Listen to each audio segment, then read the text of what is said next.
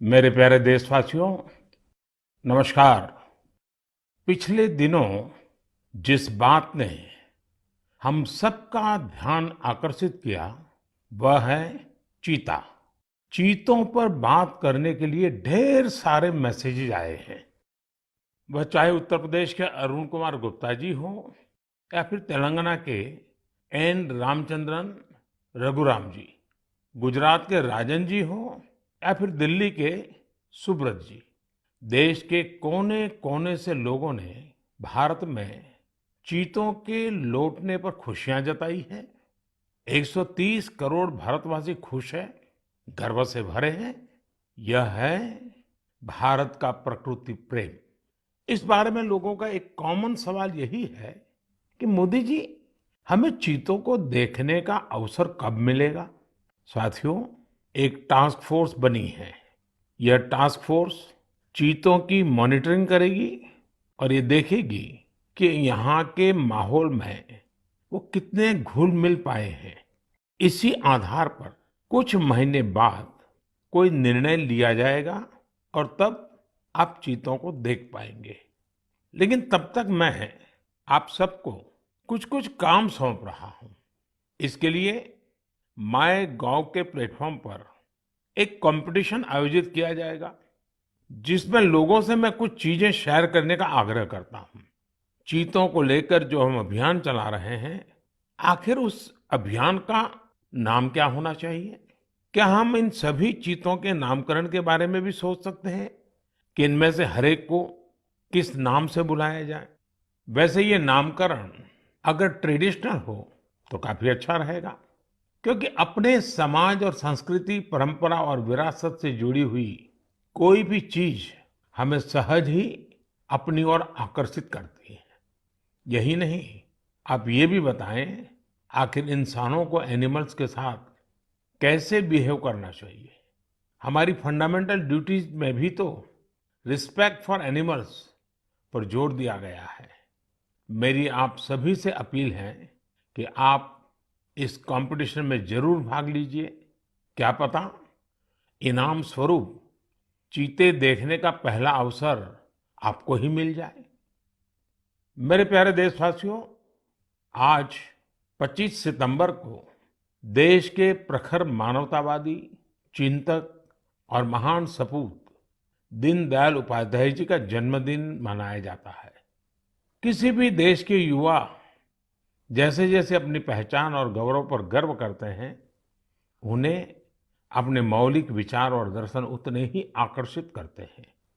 दीनदयाल जी के विचारों की सबसे बड़ी खूबी यही रही है, उन्होंने अपने जीवन में विश्व की बड़ी बड़ी उथल पुथल को देखा था।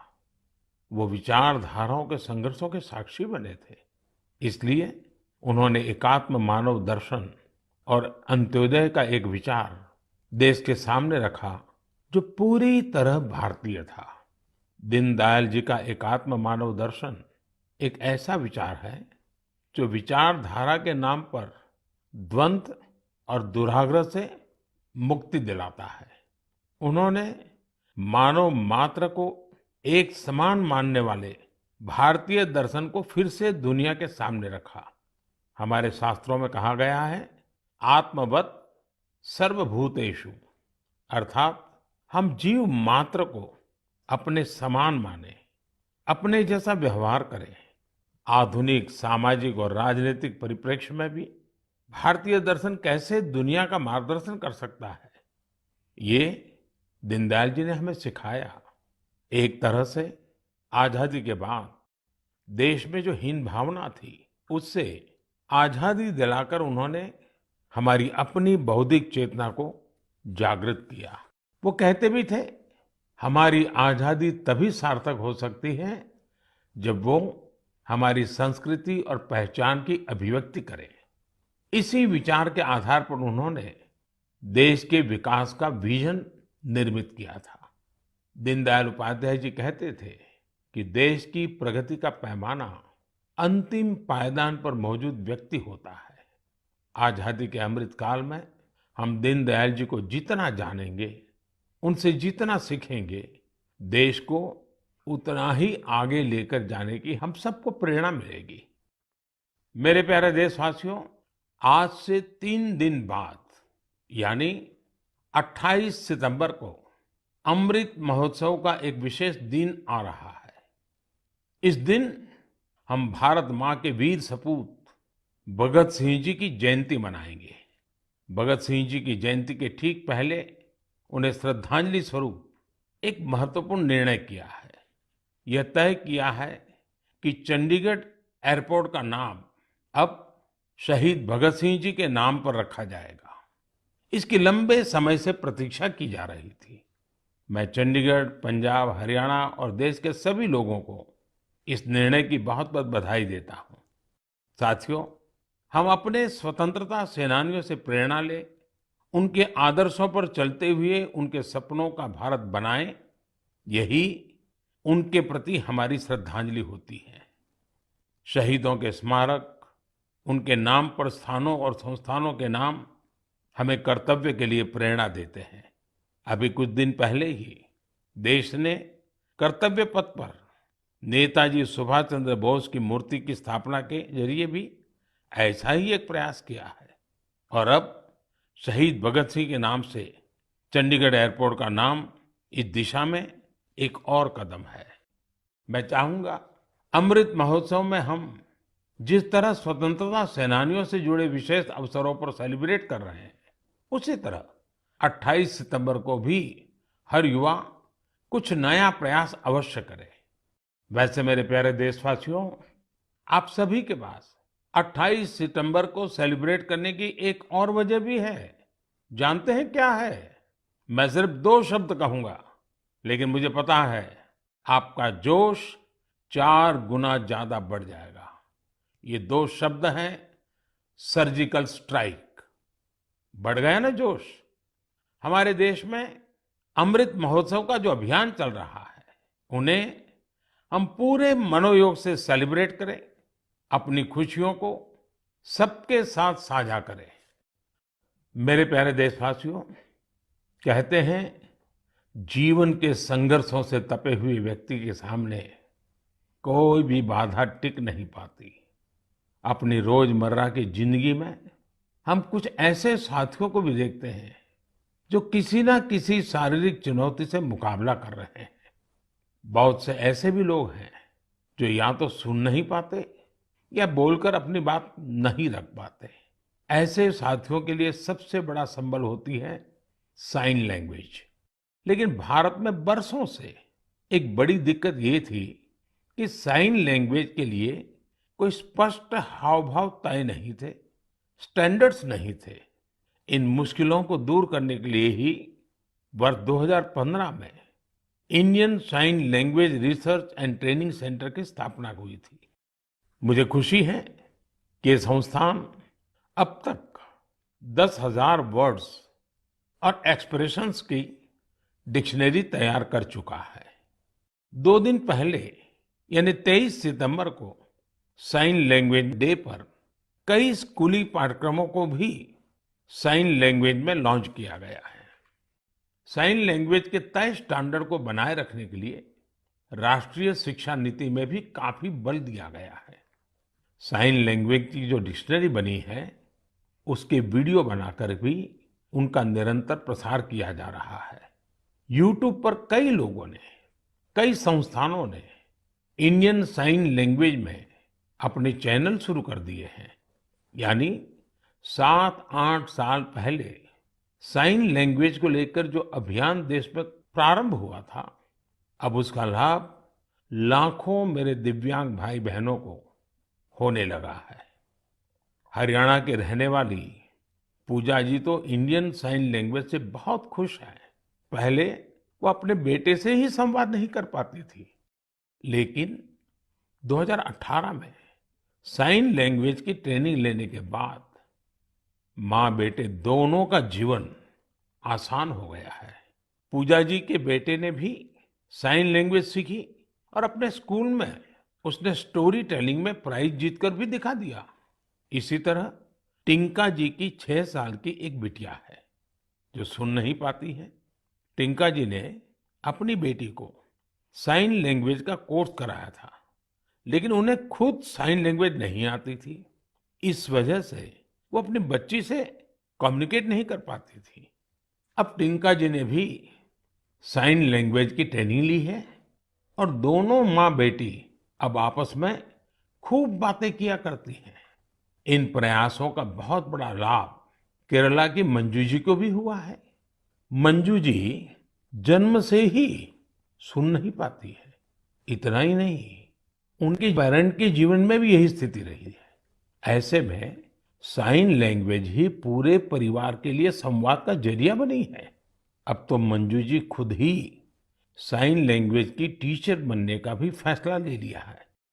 साथियों, मैं इसके बारे में मन की बात में इसलिए भी चर्चा कर रहा हूं ताकि इंडियन साइन लैंग्वेज को लेकर अवेयरनेस बढ़े। इससे हम अपने दिव्यांग साथियों की अधिक से अधिक मदद कर सकेंगे।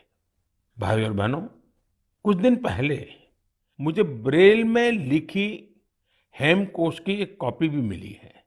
हेमकोश असमिया भाषा की सबसे पुरानी डिक्शनरीज में से एक है।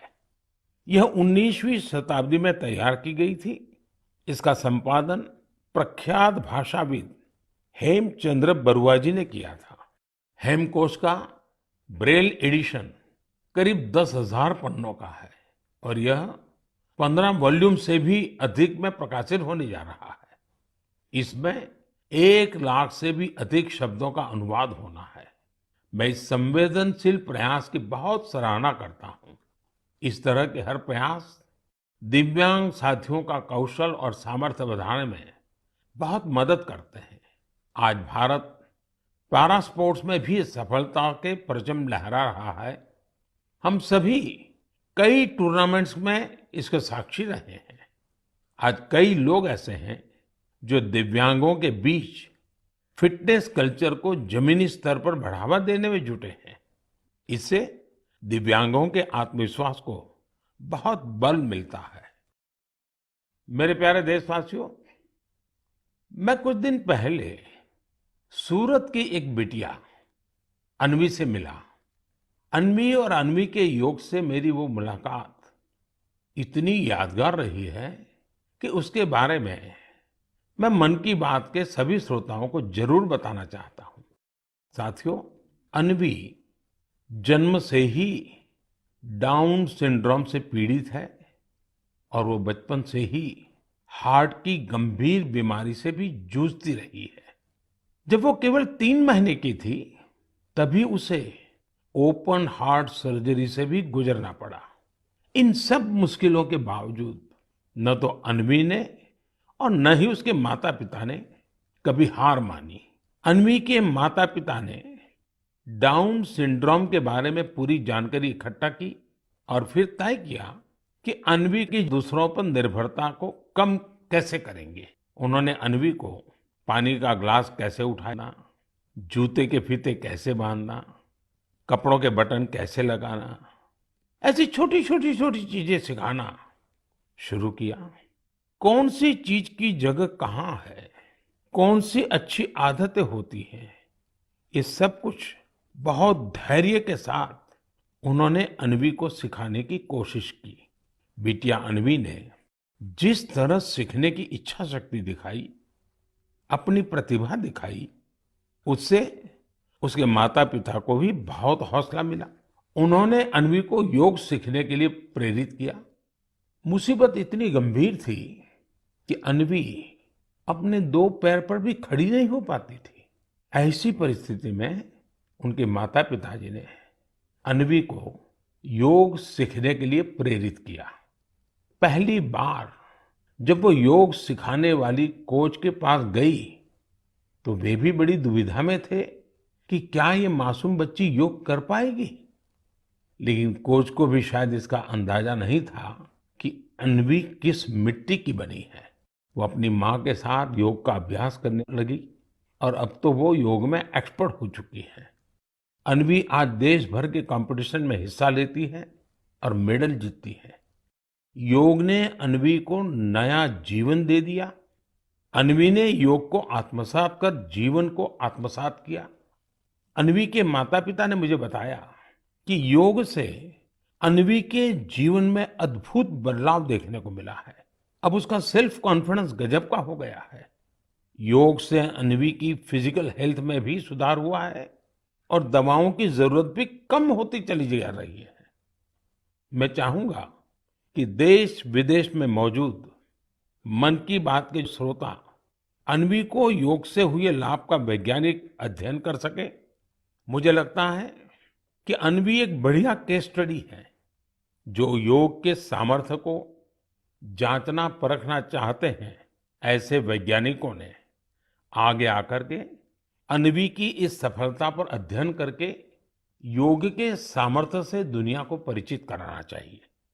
ऐसी कोई भी रिसर्च दुनिया भर में डाउन सिंड्रोम से पीड़ित बच्चों की बहुत मदद कर सकती है। दुनिया अब इस बात को स्वीकार कर चुकी है कि फिजिकल और मेंटल वेलनेस के लिए योग बहुत ज्यादा कारगर है। विशेषकर डायबिटीज और ब्लड प्रेशर से जुड़ी मुश्किलों में योग से बहुत मदद मिलती है। योग की ऐसी ही शक्ति को देखते हुए 21 जून को संयुक्त राष्ट्र ने अंतर्राष्ट्रीय योग दिवस मनाना तय किया हुआ है। अब यूनाइटेड नेशन संयुक्त राष्ट्र ने भारत के एक और प्रयास को रिकॉग्नाइज किया है, उसे सम्मानित किया है। ये प्रयास है वर्ष 2017 में शुरू किया गया इंडिया हाइपरटेंशन कंट्रोल इनिशिएटिव। इसके तहत ब्लड प्रेशर की मुश्किलों से जूझ रहे लाखों लोगों का इलाज सरकारी सेवा केंद्रों में किया जा रहा है। जिस तरह इस इनिशिएटिव ने अंतर्राष्ट्रीय संस्थाओं का ध्यान अपनी ओर खींचा है, वो अभूतपूर्व है। ये हम सबके लिए उत्साह बढ़ाने वाली बात है कि जिन लोगों का उपचार हुआ है उनमें से करीब आधे का ब्लड प्रेशर कंट्रोल में है। मैं इस इनिशिएटिव के लिए काम करने वाले उन सभी लोगों को बहुत बहुत बधाई देता हूं जिन्होंने अपने अथक परिश्रम से इसे सफल बनाया। साथियों, मानव जीवन की विकास यात्रा निरंतर पानी से जुड़ी हुई है, चाहे वो समंदर हो, नदी हो या तालाब। भारत का भी सौभाग्य है कि करीब 7,500 किलोमीटर से अधिक लंबी कोस्टलाइन के कारण हमारा समुद्र से नाता अटूट रहा है। यह तटीय सीमा कई राज्यों और द्वीपों से होकर गुजरती है। भारत के अलग अलग समुदायों और विविधताओं से भरी संस्कृति को यहाँ फलते फूलते देखा जा सकता है। इतना ही नहीं, इन तटीय इलाकों का खान पान लोगों को खूब आकर्षित करता है। लेकिन इन मजेदार बातों के साथ ही एक दुखद पहलू भी है। हमारे ये तटीय क्षेत्र पर्यावरण से जुड़ी कई चुनौतियों का सामना कर रहे हैं। क्लाइमेट चेंज मरीन इकोसिस्टम के लिए बड़ा खतरा बना हुआ है, तो दूसरी ओर हमारे बीचीज पर फैली गंदगी परेशान करने वाली है। हमारी यह जिम्मेदारी बनती है कि हम इन चुनौतियों के लिए गंभीर और निरंतर प्रयास करें। यहाँ मैं देश के तटीय क्षेत्रों में कोस्टल क्लीनिंग की एक कोशिश स्वच्छ सागर सुरक्षित सागर, इसके बारे में बात करना चाहूंगा। 5 जुलाई को शुरू हुआ यह अभियान बीते 17 सितंबर को विश्वकर्मा जयंती के दिन संपन्न हुआ। इसी दिन कोस्टल क्लीनअप डे भी था। आजादी के अमृत महोत्सव में शुरू हुई यह मुहिम 75 दिनों तक चली। इसमें जन भागीदारी देखते ही बन रही थी। इस प्रयास के दौरान पूरे 2.5 महीने तक सफाई के अनेक कार्यक्रम देखने को मिले। गोवा में एक लंबी ह्यूमन चेन बनाई गई। काकीनाडा में गणपति विसर्जन के दौरान लोगों को प्लास्टिक से होने वाले नुकसान के बारे में बताया गया। एनएसएस के लगभग 5,000 युवा साथियों ने तो 30 टन से अधिक प्लास्टिक एकत्र किया। ओडिशा में 3 दिन के अंदर 20,000 से अधिक स्कूली छात्रों ने प्रण लिया कि वे अपने साथ ही परिवार और आसपास के लोगों को भी स्वच्छ सागर और सुरक्षित सागर के लिए प्रेरित करेंगे। मैं उन सभी लोगों को बधाई देना चाहूंगा जिन्होंने इस अभियान में हिस्सा लिया। इलेक्टेड ऑफिशियल्स, खासकर शहरों के मेयर और गांवों के सरपंचों से जब मैं संवाद करता हूं, तो ये आग्रह जरूर करता हूं कि स्वच्छता जैसे प्रयासों में लोकल कम्युनिटीज और लोकल ऑर्गेनाइजेशंस को शामिल करें, इनोवेटिव तरीके अपनाएं। बेंगलुरु में एक टीम है, यूथ फॉर परिवर्तन। पिछले 8 सालों से यह टीम स्वच्छता और दूसरी सामुदायिक गतिविधियों को लेकर काम कर रही है। उनका मोटो बिल्कुल क्लियर है, स्टॉप कंप्लेनिंग, स्टार्ट एक्टिंग। इस टीम ने अब तक शहर भर की 370 से ज्यादा जगहों का सौंदर्यीकरण किया है। हर स्थान पर यूथ फॉर परिवर्तन के अभियान ने 100 से 150 नागरिक को जोड़ा है। प्रत्येक रविवार को यह कार्यक्रम सुबह शुरू होता है और दोपहर तक चलता है। इस कार्य में कचरा तो हटाया ही जाता है, दीवारों पर पेंटिंग और आर्टिस्टिक स्केचेस बनाने का काम भी होता है। कई जगहों पर तो आप प्रसिद्ध व्यक्तियों के स्केचेस और उनके इंस्पिरेशनल कोट्स भी देख सकते हैं। बेंगलुरु के यूथ फॉर परिवर्तन के प्रयासों के बाद मैं आपको मेरठ के कबाड़ से जुगाड़ अभियान के बारे में भी बताना चाहता हूँ। यह अभियान पर्यावरण की सुरक्षा के साथ साथ शहर के सौंदर्यीकरण से भी जुड़ा है। इस मुहिम की खास बात यह भी है कि इसमें लोहे का स्क्रैप, प्लास्टिक वेस्ट, पुराने टायर और ड्रम जैसी बेकार हो चुकी चीजों का प्रयोग किया जाता है। कम खर्चे में सार्वजनिक स्थलों का सौंदर्यीकरण कैसे हो, यह अभियान इसकी भी एक मिसाल है। इस अभियान से जुड़े सभी लोगों की मैं हृदय से सराहना करता हूं। मेरे प्यारे देशवासियों, इस समय देश में चारों ओर उत्सव की रौनक है। कल नवरात्रि का पहला दिन है। इसमें हम देवी के पहले स्वरूप मां शैलपुत्री की उपासना करेंगे। यहाँ से 9 दिनों का नियम, संयम और उपवास, फिर विजयादशमी का पर्व भी होगा। यानी एक तरह से देखें तो हम पाएंगे कि हमारे पर्वों में आस्था और आध्यात्मिकता के साथ साथ कितना गहरा संदेश भी छिपा है। अनुशासन और संयम से सिद्धि की प्राप्ति और उसके बाद विजय का पर्व, यही तो जीवन में किसी भी लक्ष्य को प्राप्त करने का मार्ग होता है। दशहरे के बाद धनतेरस और दिवाली का भी पर्व आने वाला है। साथियों, बीते वर्षों से हमारे त्योहारों के साथ देश का एक नया संकल्प भी जुड़ गया है। आप सब जानते हैं, ये संकल्प है वोकल फॉर लोकल का। अब हम त्योहारों की खुशी में अपने लोकल कारीगरों को, शिल्पकारों को और व्यापारियों को भी शामिल करते हैं। आने वाले 2 अक्टूबर को बापू की जयंती के मौके पर हमें इस अभियान को और तेज करने का संकल्प लेना है। खादी, हैंडलूम, हैंडीक्राफ्ट, ये सारे प्रोडक्ट के साथ साथ लोकल सामान जरूर खरीदें। आखिर इस त्योहार का सही आनंद भी तब है जब हर कोई इस त्योहार का हिस्सा बने। इसलिए स्थानीय प्रोडक्ट के काम से जुड़े लोगों को हमें सपोर्ट भी करना है। एक अच्छा तरीका ये है कि त्योहार के समय हम जो भी गिफ्ट करें, उसमें इस प्रकार के प्रोडक्ट को शामिल करें। इस समय यह अभियान इसलिए भी खास है क्योंकि आजादी के अमृत महोत्सव के दौरान हम आत्मनिर्भर भारत का भी लक्ष्य लेकर चल रहे हैं, जो सही मायने में आजादी के दीवानों को एक सच्ची श्रद्धांजलि होगी। इसलिए मेरा आपसे निवेदन है कि इस बार खादी, हैंडलूम या हैंडीक्राफ्ट इस प्रोडक्ट को खरीदने के आप सारे रिकॉर्ड तोड़ दें। हमने देखा है त्योहारों पर पैकिंग और पैकेजिंग के लिए पॉलीथीन बैग्स का भी बहुत इस्तेमाल होता रहा है। स्वच्छता के पर्वों पर पॉलीथीन का नुकसानकारक कचरा, ये भी हमारे पर्वों की भावना के खिलाफ है। इसलिए हम स्थानीय स्तर पर बने हुए नॉन प्लास्टिक बैग्स का ही इस्तेमाल करें। हमारे यहाँ जूट के, सूत के, केले के ऐसे कितने ही पारंपरिक बैग का चलन एक बार फिर से बढ़ रहा है। ये हमारी जिम्मेदारी है कि हम त्योहारों के अवसर पर इनको बढ़ावा दें और स्वच्छता के साथ अपने और पर्यावरण के स्वास्थ्य का भी ख्याल रखें। मेरे प्यारे देशवासियों, हमारे शास्त्रों में कहा गया है, परहित सरिस धर्म नहीं भाई।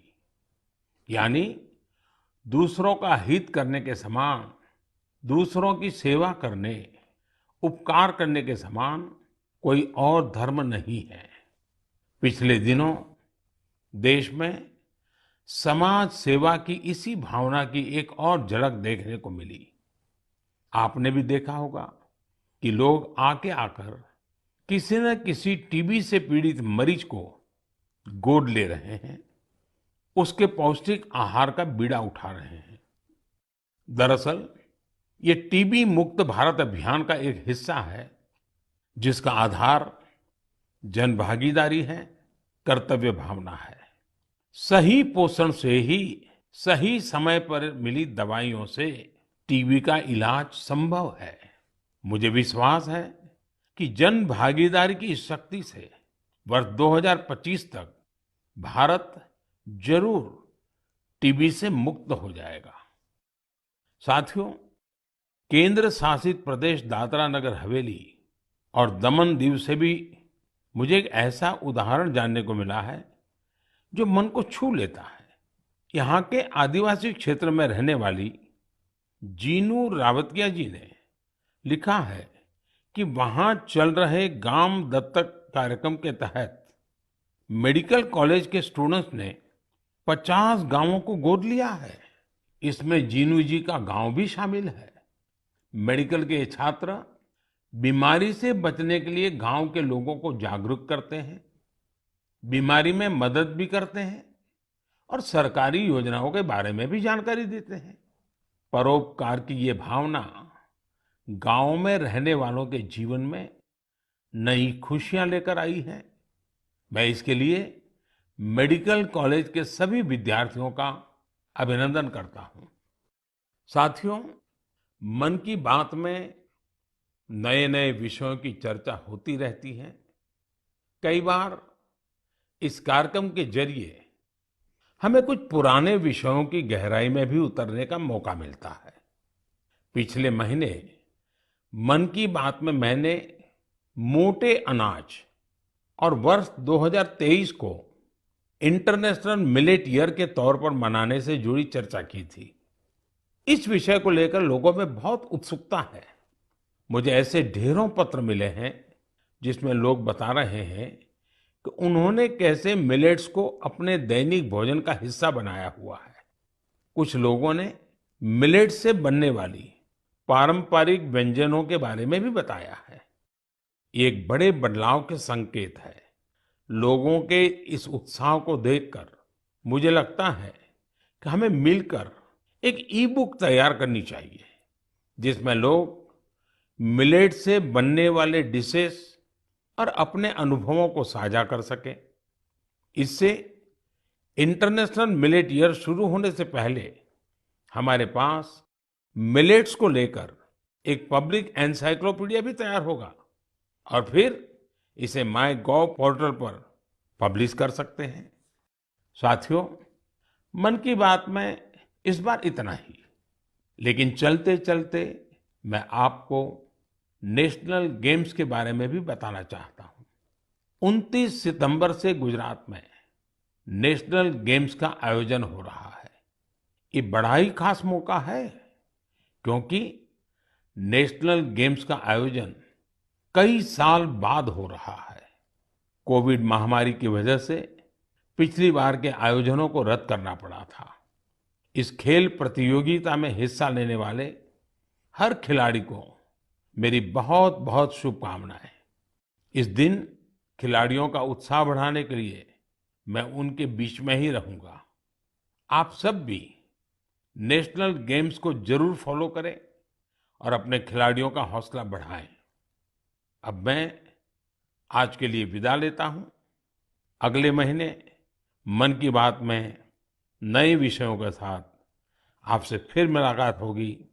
धन्यवाद। नमस्कार।